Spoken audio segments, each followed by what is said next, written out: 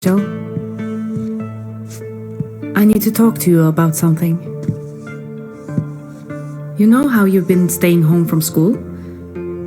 That's because of what happened on your last day. Do you remember? You ask a lot of questions, Mama. Like Zane. Is that a friend in your class? Imaginary friend. Orson, your teacher said you got into an argument and you bit another kid. Orson, look at me. You bit someone. That's not okay, ever. Do you understand me? When you hurt people, it hurts you in your heart. And it hurts my heart too. You don't want to hurt me, do you? Astrid, I think that's enough. I know that was hard to hear. But that ugliness, that's how your grandma behaved. I don't think we need any more angry, mean old ladies in the world. We need more good little boys. More Orsons. Okay? Okay.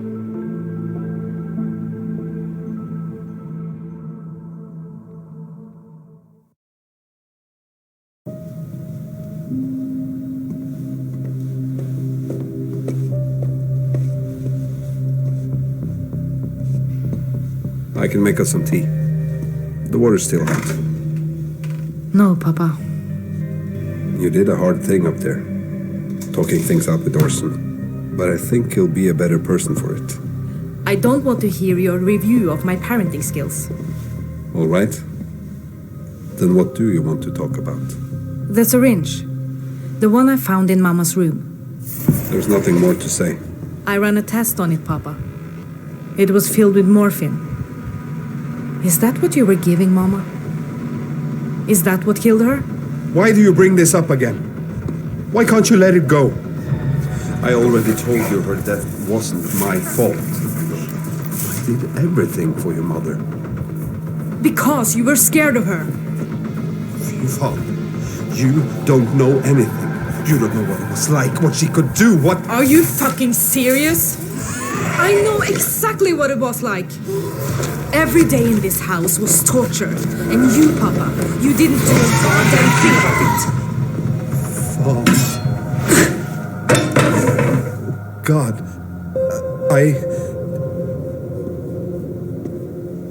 Where are you going? To get Orson. You're not fit to be around him. Leave the boy, Astrid. You don't know what you're saying. I thought all of this shit was finally gone with Mama. I was wrong. I'm sorry. I don't know what happened. I've heard a lifetime of empty apologies. I don't need another. Astrid, please. I'm sorry. I'm sorry.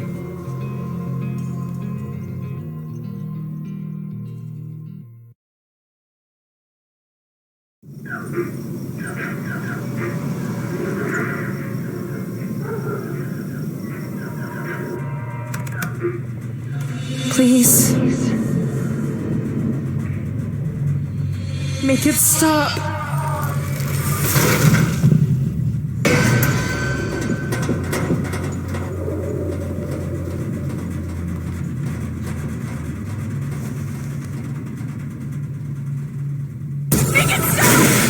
I can lock up. See you back at the house? I could cook and... We need to go back. What? Let's go, Faith. Grab your stuff. Wait, Rach. Talk to me. Mommy? Faith, honey, can you go check on the machines over there? Go see if anyone left anything behind. You trusted me enough to tell me what really happened to Joy, and you can trust me now. So tell me, what's going on? Hey, look at me. Rach, you can talk to me. I can't. Rach, come on. It's me. I'm not gonna tell anybody anything. You're asking me to break my oath. I just want to help. I said no. You're right. I'm sorry.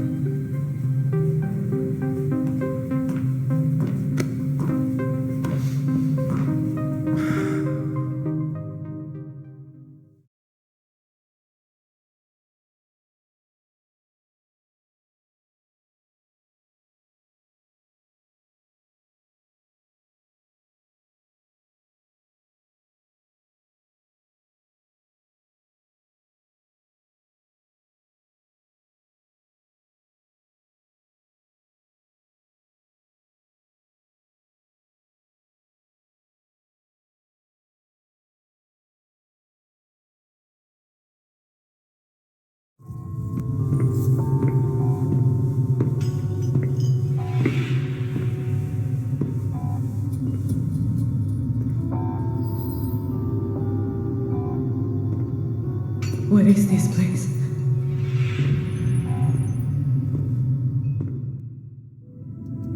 I have to find a way out.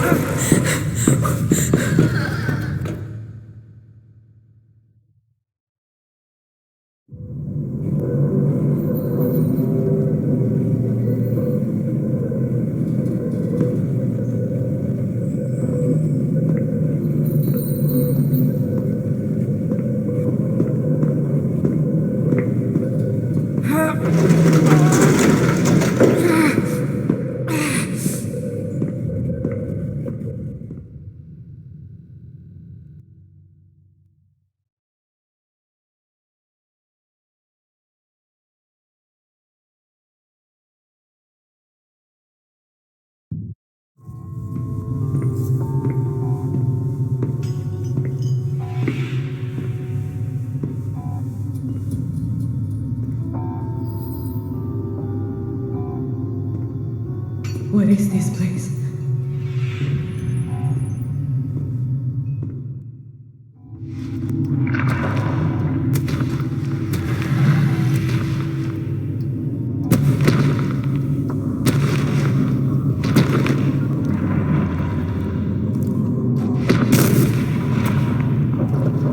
You got this.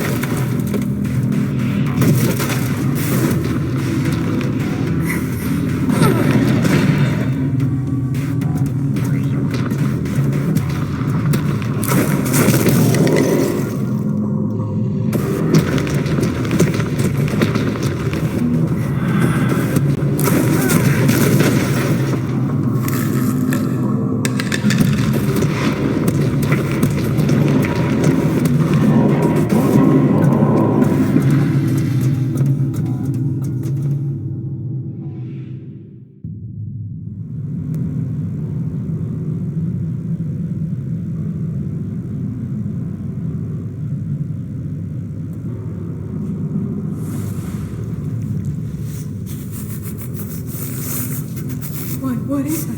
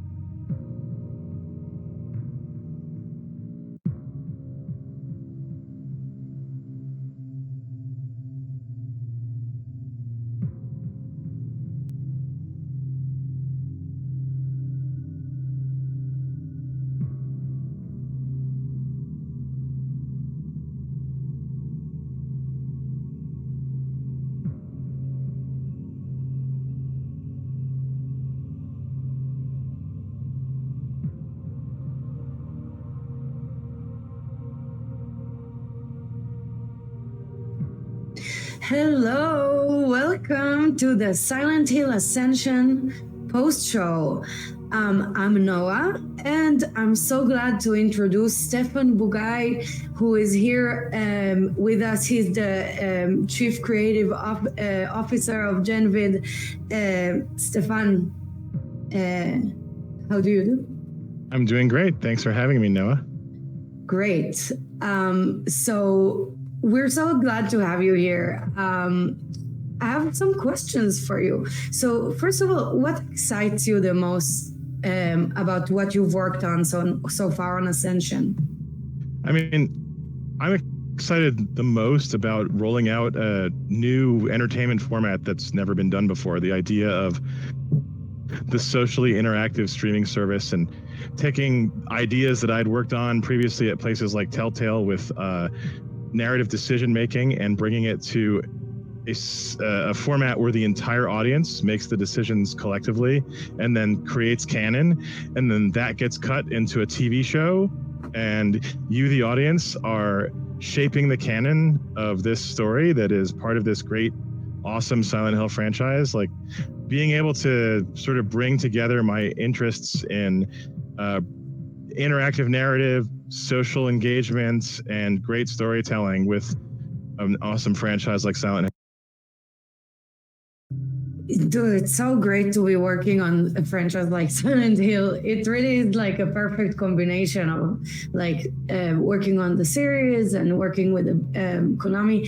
So can you also, let's like go back a sec. Can you like introduce your role in Genvid? Sure. I'm the Chief Creative Officer. So I am responsible for all of the creative development of our projects. So the writing, the narrative design, the game design, art, cinematics, animation, etc. So that is what I do.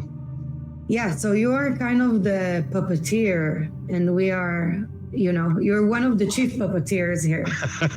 Yes, a puppet master, if you will. And speaking about puppet masters, what's your favorite Silent Hill Ascension monster? If production, sorry. Stefan, can you tell us what's your favorite monster on Ascension? My favorite monster is the Collector. The Collector is quite mysterious. We will learn a little more about the Collector as we go through our Silent Hill Ascension season, but there's some pretty cool deep lore behind the Collector as well that the audience can sort of talk about and conjecture about and perhaps find more out about later. But I think the Collector is a super cool creature. It looks really cool and mysterious, you know. It reminds me of some people of my past, but I'm sorry to hear that. Yeah, no, let's carry on. So who's your favorite character in Ascension? I know it's kind of like difficult to answer because it's like you're a parent and they're all your children, but who are you leaning towards at this point? So it is very difficult to choose since as the creator, they are all my babies. But I would say that right now, with everything that's going on, I am very intrigued by Rachel. You know, in past Silent Hill stories, we've sort of seen the aftermaths of cult activity. We've had cult members as opponents. But this is an opportunity to sort of get inside the still functioning workings of the cult through Rachel, and influence her journey as someone who is a true believer and deciding what she should and should not believe within this worldview that she's developed, because she has these beliefs and perhaps they are challenged and at the same time reinforced by the things that she's seeing happening in the world around her. And I think that's a really cool opportunity for interacting with a character story. Right. Rachel is a fascinating character. I can't wait to see more and more what's behind those piercing eyes. And what did you think that the audiences will most resonate within the story? I mean, so we created a story that is intended to resonate with a lot of different people in different ways. We're doing something new in the Silent Hill universe by having multiple protagonists in 2 locations at the same time in the same story, each of whom has their own peculiarities, their own dark pasts, their own reactions to what's happening to them now. And so, we've got a variety of different characters that I think different people can relate to and or be critical of and or be terrified or disgusted by. And that's deliberate. Like, we wanted to have a lot of variety because we are a worldwide social experience. And so the idea was to have more for more people, because we've got people engaged all around the world, right? Like, the Silent Hill core titles, by being on console and high-end PC, have one audience, but the Ascension experience being accessible through mobile and PC browser, there's people in South America and parts of Asia and Africa that maybe have never experienced any Silent Hill title before. And so we were trying to create a cast of characters that had enough different universal ideas behind them that general horror audiences, and not just core Silent Hill audiences all around the world, could get interested in our characters. Right. It really is so cool to have like 2 stories, and it begs the question, what brings them together, right? Like, later on, I feel like we will discover more and more. And by the way, like, speaking of horror, what horror inspirations are important to you? Me personally, well, I mean, because I don't want to speak on behalf of the entire Silent Hill franchise and all of the other developers, but to me personally, a lot of my horror inspirations start with like really classic German expressionist horror. And then I am very much a child of 80s horror with, the works of people like Wes Craven and John Carpenter, and Don Coscarelli, people like that. But there's also a lot of really interesting sort of atmospheric and heady horror, particularly being done now, that I think is really interesting. So I look to a variety of different kinds of horror for inspiration, but my heritage is that like 80s Carpenter, Coscarelli, Craven, that kind of stuff. Right. And that's, I can't even, I guess everybody saw my face light up when you brought those names. So clearly, my opinion.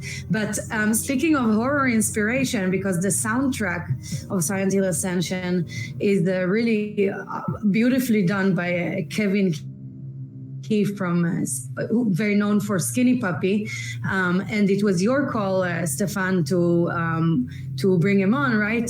So please tell us about that. Yeah, absolutely. I mean, I've been a Skinny Puppy fan since I was a preteen, and so I've always been a big fan of Kevin's work, Skinny Puppy, Download, his solo work, Tear Garden, etc. And it turned out that Yamaoka-san was also inspired by Skinny Puppy, among other things, in creating the original Silent Hill scores.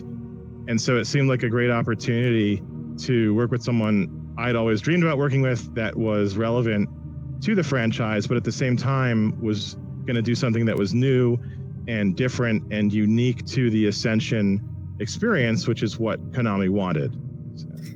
Right. And I think it's such a beautiful marriage of all the dreams come true of like, what do you want to work on? Like, oh, I want it to be like a Silent Hill with a Skinny Puppy. And anyway, but so if there's one thing that you could share with the community at this point, what would it be?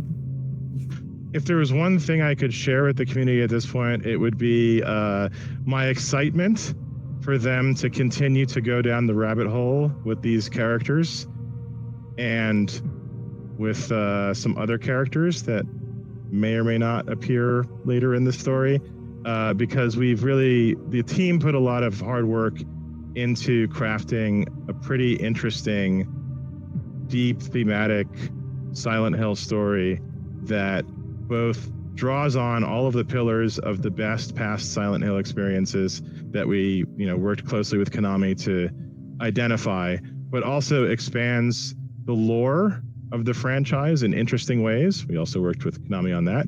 And there's a lot of fun stuff for people who love Silent Hill, but also who just love horror and cult stories and psychological horror in general to dig their teeth into as we get further and further into the season, both in terms of these character arcs and character conflicts, but also what exactly is going on? Why are these multiple characters in these two locations in the same story at the same time?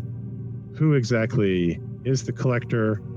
And things like that I think people will find pretty fascinating if they continue to come back every day and impact these decisions. And if you do, you are changing the fates of these characters. Like when you participate in these decisions, when those decisions lock in, they don't just become canon story, but you are also driving the final fates of these characters and pushing them in one direction or another with your decisions each time you participate in a fate decision. So great story and an opportunity to, as an audience, shape that canon story, and including the fates of these characters when they finally have their reckonings.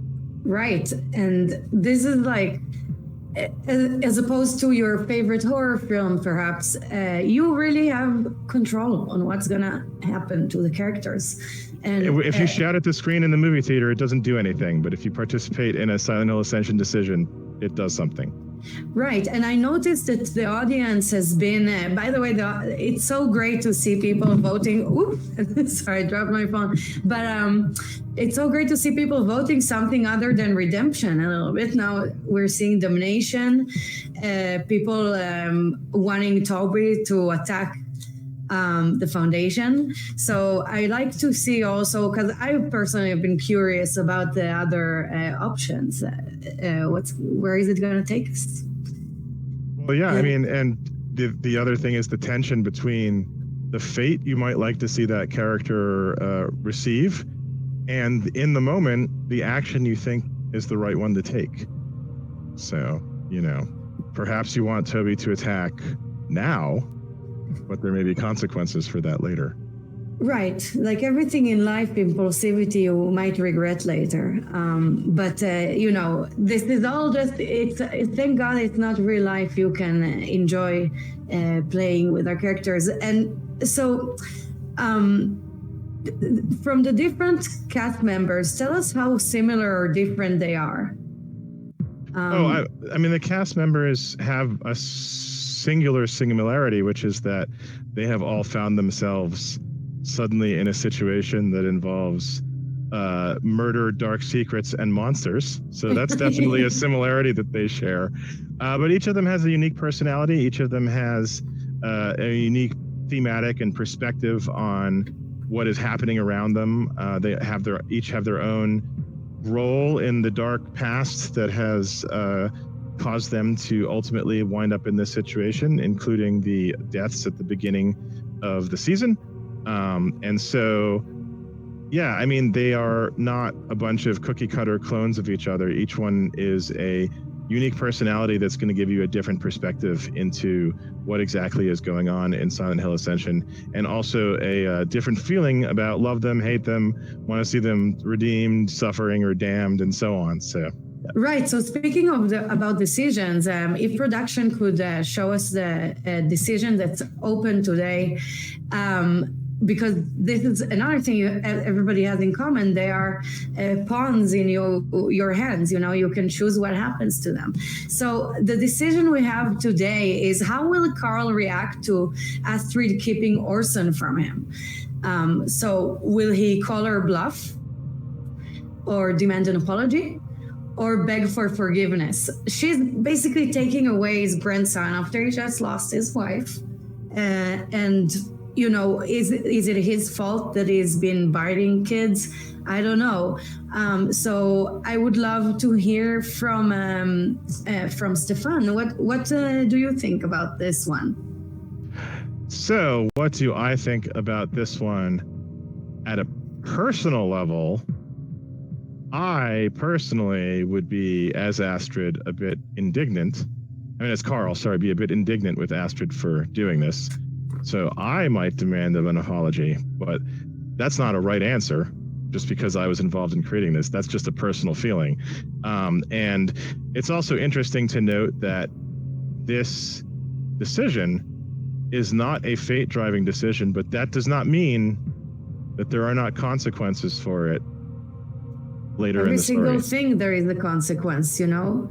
You keep that in mind, audience, whatever decision you make. And yeah, I'm kind of shocked by the whole family dynamic there. And that's something that also is a prominent theme in Silent Hill in general, but also specifically in Ascension. It's that family motif, right? Oh, yeah, absolutely. Family, the things that we do to each other as a family, for good or for bad, and in Silent Hill, for bad. But you, the audience, can push things in a redemptive direction should you choose to, should that seem like the right thing to do. Maybe it's not for you. And also, you know, the intergenerational trauma that we carry as families that sort of populates our dark pasts and can come back to haunt us even across multiple generations of the same family. So that is definitely a strong aspect of the Ascension storyline. Yeah, it's like, it's so morbid, but I really can't wait to see where it goes, because there might be redemption, there might be more suffering, we don't know. But anyway, thank you so much, Stefan, for your time, for being with us here this evening. We learned a lot, we got really inspired, and it was a pleasure to have you. Thank you so much. Yes, well, we did ask Konami if we could make a Silent Hill comedy, but they said to make it morbid instead. So there you go. There you go. Thanks for having me. Thank you. and thank you everyone who is watching, who's participating, who is out there being a part of the Silent Hill Ascension community. This is a community product. It's a community experience, and this is for you. So thank you for participating, and thanks for having me, Noah. Yeah, thanks, Stefan. Bye. So, let's talk about puzzles, because I love me some puzzles. Yeah, so the audience can earn influence points by using the puzzles. You can affect the character's hope. So the puzzles are available to play at any time in the Arcane Library. So at the top of the library screen, right there.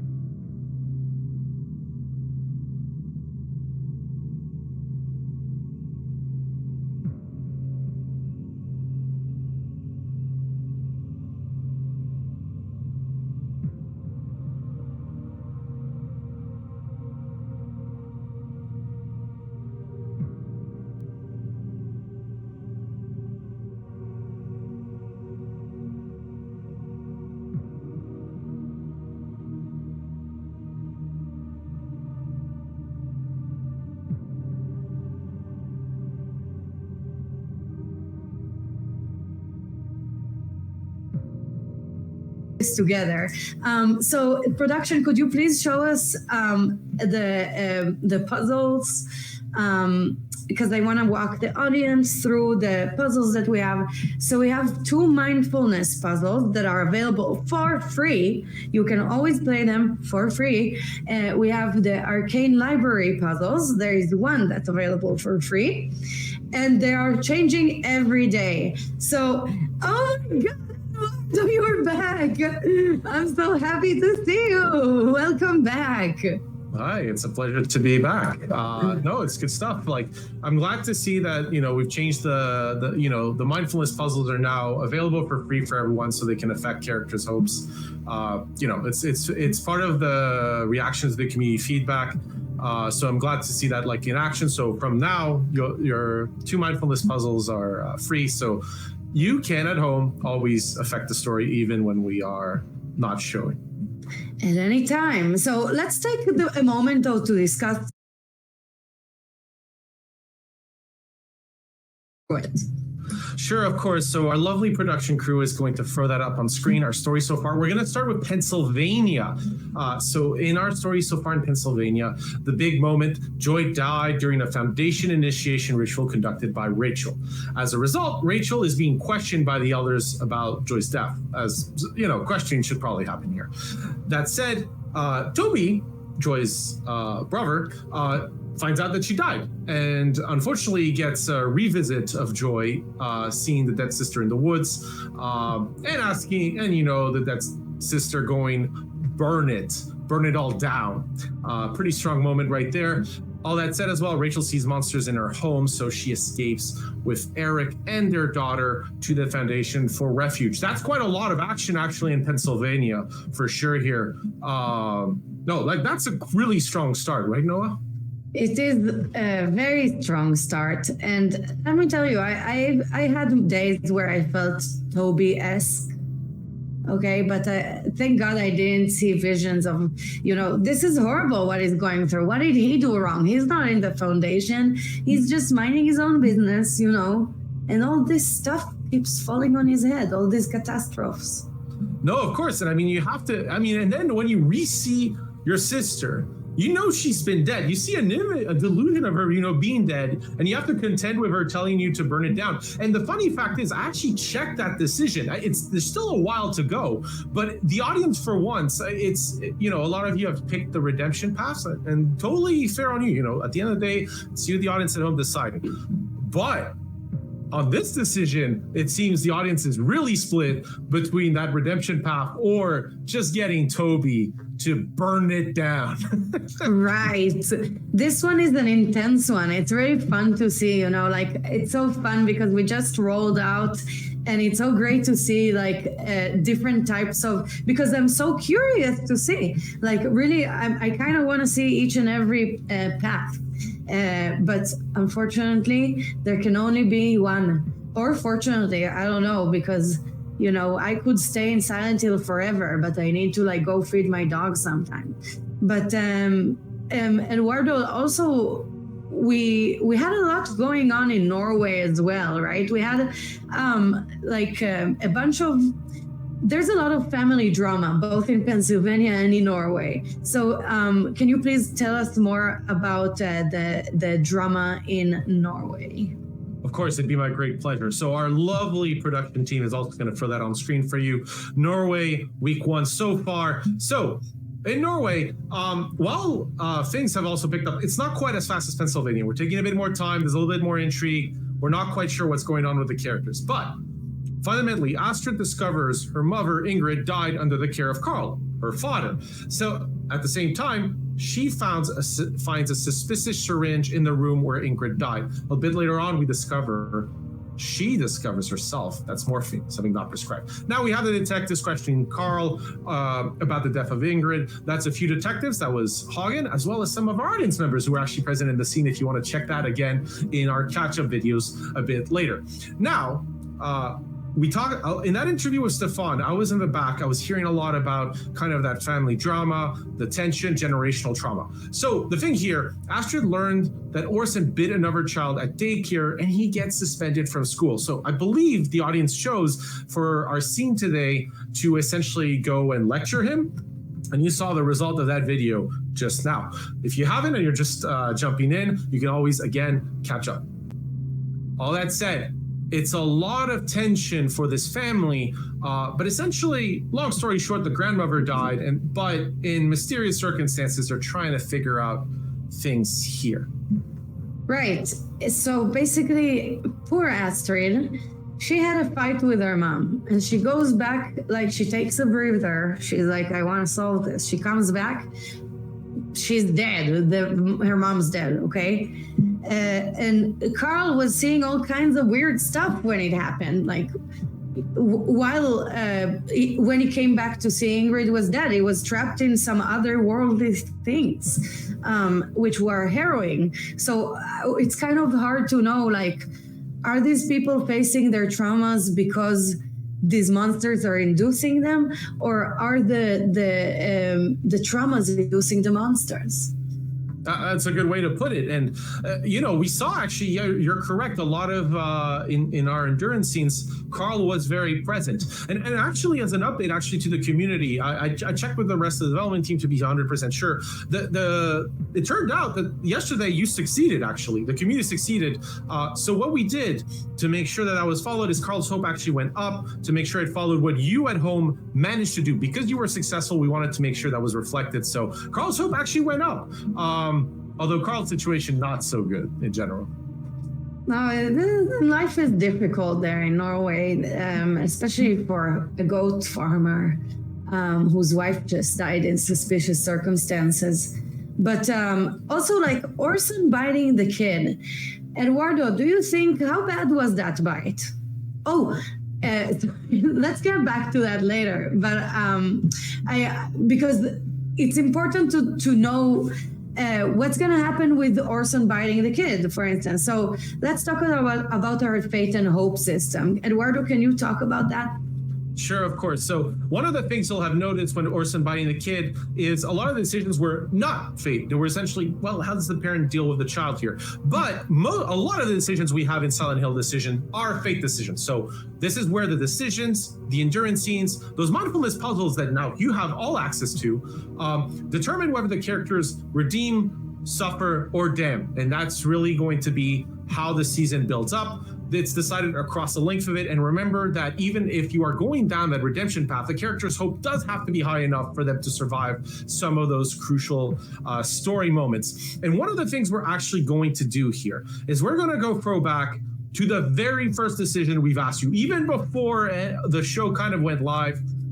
For the first time, I'm going to ask our production team to throw up that first decision on screen. And what we're going to do is we're actually going to check what you as a community decided. So you had three options, right? It's what will Rachel tell Joy to do? And essentially your options were to finish the oath, which was the redemption, to run, which was suffering, or to plead for mercy, which was damnation. You as a community, half of you chose to finish the oath. So that was the scene that played out. The other two were available but wouldn't show because that's not what happened. And the interesting part for me here is the scores are pretty high. So you had 19.4 million total for that kind of winning choice. That was half of the influence points used. But the top choice was about 79,000. Now the thing is, that's about 0.4% of the total influence point decision pool. So fundamentally, it was really a lot of you that together decided collectively what would happen. And personally, I would have gone for run, but Joy wouldn't have survived. Now, it's just because, Noah, in a death cult situation, running away is probably the best advice one can be given. Right. And this cult, although this cult is hella shady, I do want to admit that their theories are kind of accurate, it seems, their descriptions. But I also want to remind you, audience, that you can see previous decisions within the Silent Hill Ascension at any time in the decision section in the bottom of the screen. So you can always check in, and I kind of like to do it all the time to just because I'm curious what y'all gonna choose, and I'm also throwing some influence points there occasionally, but I don't know, personally. So you make sure you catch up on previous decisions as well, because there's like an avalanche here of consequences. So make sure you're up to date on everything. And we want to take some time to help you have the best Silent Hill Ascension experience possible. Eduardo, can you explain more about that?